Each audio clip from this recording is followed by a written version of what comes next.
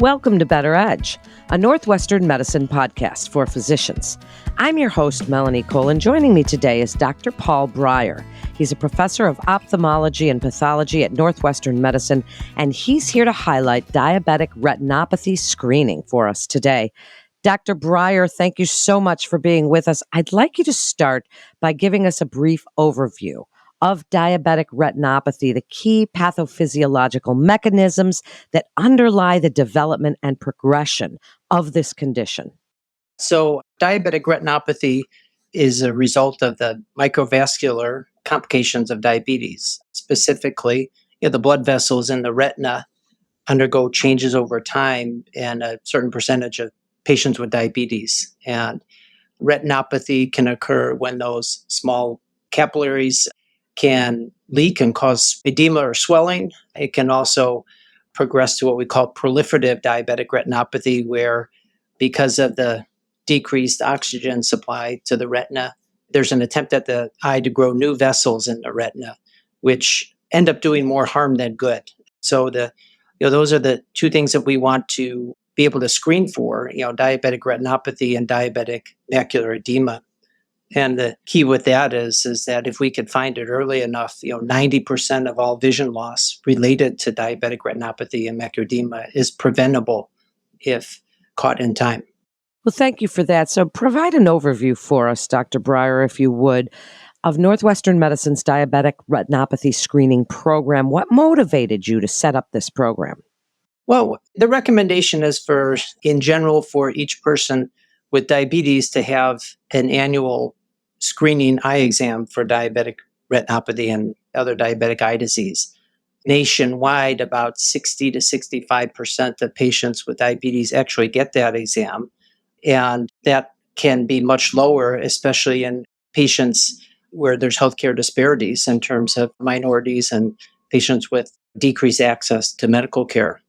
That gap, that overall 35 to 40% of people who have not been screened, that's who we're targeting with this diabetic retinopathy screening program. We're trying to not to replace an eye exam, but to really target those people who have not been screened. Well, then how does this approach at Northwestern Medicine differ from traditional screening methods? What had previously been done, and what are you doing now? Traditional screening programs really centered around just trying to increase awareness and education to providers, the importance of the eye exam, education to patients that, even if they're seeing well, they need to get an eye exam. And also the other efforts around the electronic health records helping us by practice alerts saying that this patient has been flagged as having diabetes but not having an eye exam in the last year. So those have been more traditional methods of trying to increase that screening.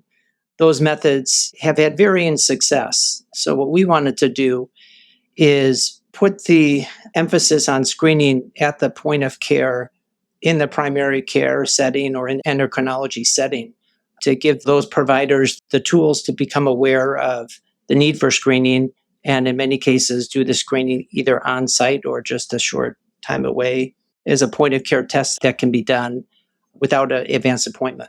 That's excellent. Dr. Bryar, the screening program was recently expanded to federally qualified health centers in Chicago. I'd love for you to tell us about this expansion and its impact on patients. As I was alluding to earlier, certain populations, the screening rate of patients with diabetes is low, as low as 35% in certain healthcare settings, minority and lower socioeconomic status. So we really wanted to go into the federally qualified health centers, and we were able to provide them with a retinal camera, which can be used to screen the patients, collaborate with them to create practice alerts to alert them at the point of care, and have the images, the retinal images sent here to Northwestern. We grade them and with a short turnaround time, give them a final report with a recommendation plan, such as rephotograph in a year or refer to a comprehensive ophthalmologist or a retina specialist. So we've been able to provide these services for them at no cost and to get the program up and running. That's had a tremendous impact on many people because when we do screening exams, probably about 1/3 of all patients have a recommendation of a referral for one reason or another, whether it's for diabetic retinopathy or any other potential eye problem that's detected on the retinal pictures. And that could be glaucoma, macular degeneration, or a host of other diseases. Dr. Bryar, standard of care for patients with DM is an annual eye exam or an assessment of retinal imaging via telemedicine. One significant issue with the latter is that presence of poor quality imaging that prevent that adequate assessment. And we saw that during COVID specifically as well. Tell us how AI has been used to address the issue of finding poor quality images. Taking a little step back, how we do the screening is we can do what's called point of care screening with a device called a non-mydriatic retinal imaging system. And essentially, it's very similar to what you look into when you get your driver's license vision exam. You just put your chin in there. And these units are very sophisticated. The older units, they would require somebody to manually find the pupil, focus on the retina, and then take an image. Right now, all we really need to do is put the patient on the chin rest. We press start, and these units find the pupil, autofocus on the retina, and really the only job of the camera operator is to tell the patient to hold from blinking for about 2 seconds, and that's it.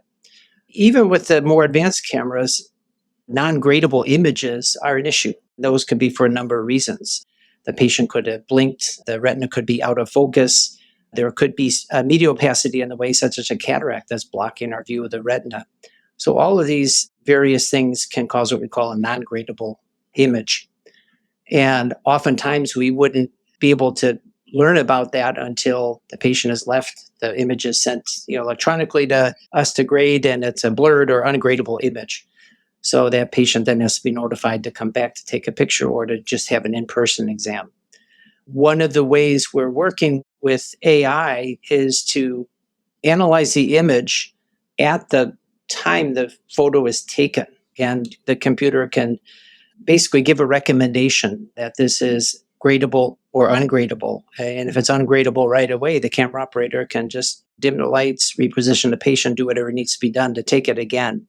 So we developed an algorithm here, which we're refining and, with the intent of pushing it out to these cameras to allow the operators right then and there to retake an ungradable image.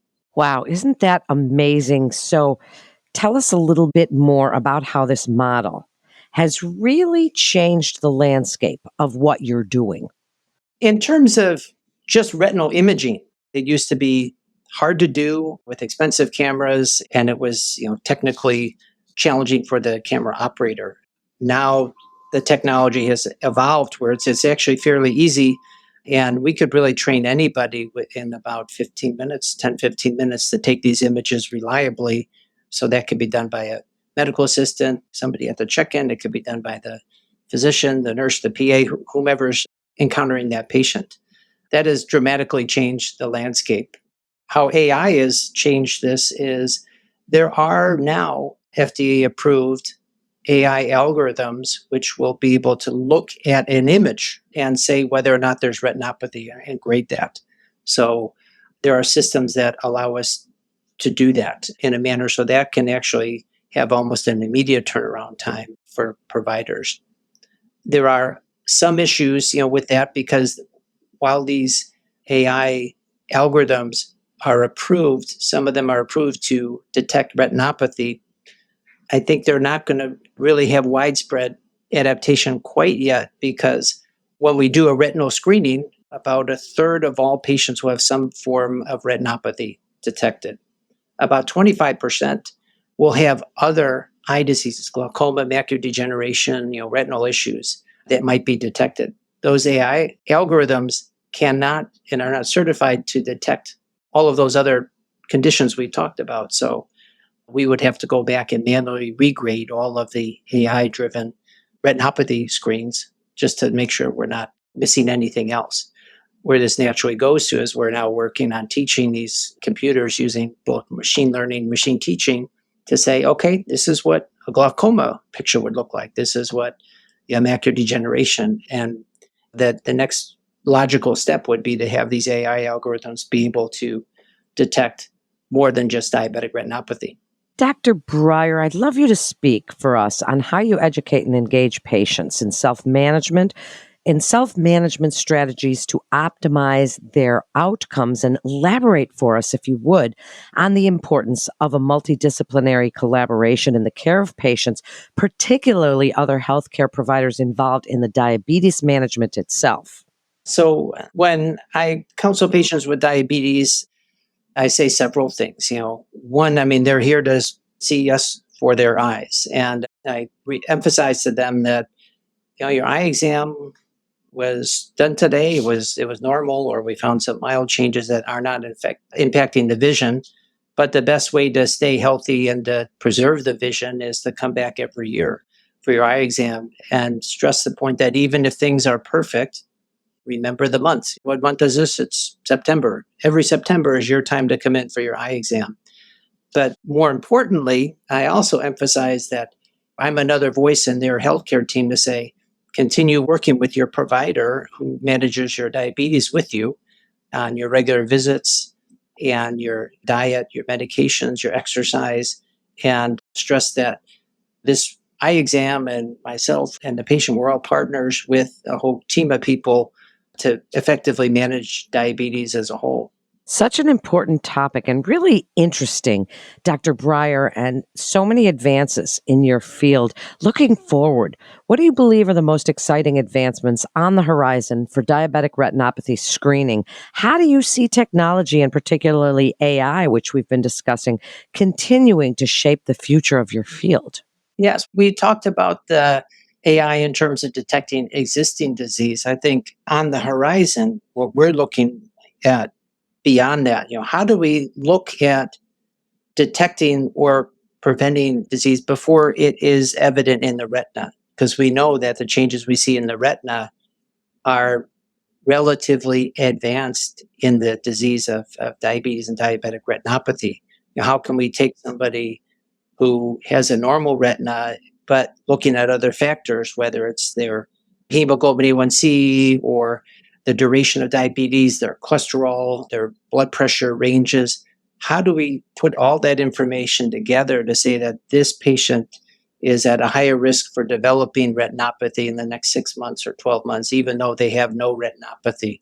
So we're looking to leverage all this data that we collect and analyze it to stratify even the normal exams into higher risk in the future or lower risk in the future, so we can screen them and counsel them, and possibly even treat them slightly differently than the low risk patients.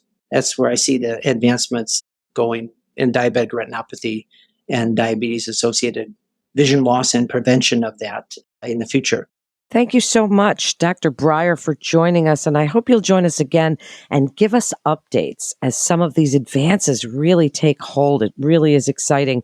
Thank you again for joining us. To refer your patient or for more information, please visit our website at breakthroughsforphysicians.nm.org/ophthalmology to get connected with one of our providers. That wraps up this episode of Better Edge, a Northwestern Medicine podcast for physicians. I'm Melanie Cole. Please always remember to subscribe, rate, and review this podcast and all the other Northwestern Medicine podcasts.